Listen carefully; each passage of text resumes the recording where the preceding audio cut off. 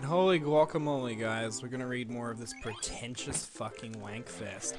Who the fuck is pretentious about fucking Power Rangers, rape, fetish, sex, violence porn? For the love of God. Chapter 1. Lord Zed discovers pain. Lord Zed had spent most of his time these days trying to figure out a way to rid himself of the Power Rangers once and for all. Time and time again, they thwarted his attempts to take over the Earth for himself. Each defeat left him more and more frustrated until he could scream, and these defeats increased his anger at the Power Rangers and consequently his desire for revenge. This deserves a fucking Emmy. He had tried everything. Every monster... Each monster was bigger and stronger, and yet it didn't matter.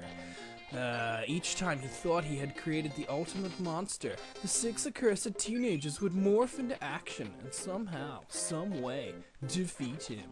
And it was at this point, just when Lord Zed was at his lowest feeling, that perhaps the Rangers were too strong for him and that he should leave Earth alone, when he made a most horrific discovery. He discovered hoverboards don't work on water.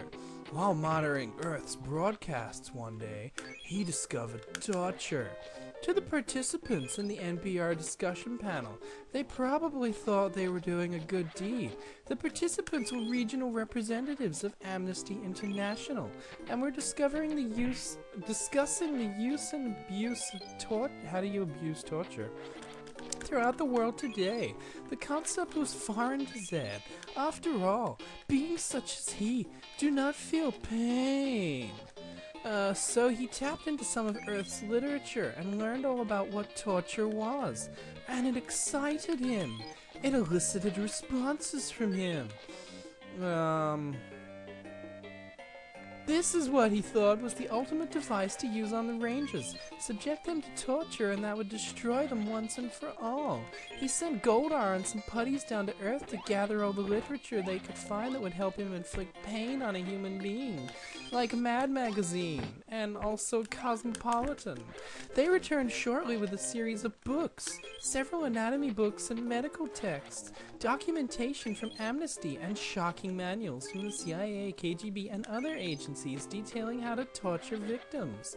Lord Zed exulted, that's not the right word, when he saw the pile of books. He knew just what was needed, a new monster, more hideous and horrific than any he had ever created. The new monster would be made from the books, and as such would have complete knowledge of torture? Zed laughed a great hearty laugh and pointed his stark staff at the pile of books and chanted, "Behold, I give you Tortura!" A bolt of lightning came from the staff and flew into the books. The books melted together and began to grow, and soon there stood the horrible Tortura. Tortura was 6 feet tall. He had several colors on his skin from the different covers of the books, so there were splotches of red, blue, green, and yellow on him. His body was rubbery, the way all of Zed's monsters were, but he seemed much more human-like than Zed's other monsters. More striking of the human-like characteristics were Tortura's hands. Instead of the huge tentacle-like hands most of Zed's monsters inevitably had, Tortura's hands were delicate and firm. In other words, very well suited for the unspeakable work he was made for. This has been, episode 12 of Let's Play E.V.O. The Search for Eden. Fuck, we're having a fun time. Thanks for watching. We might try to take on the boss next episode.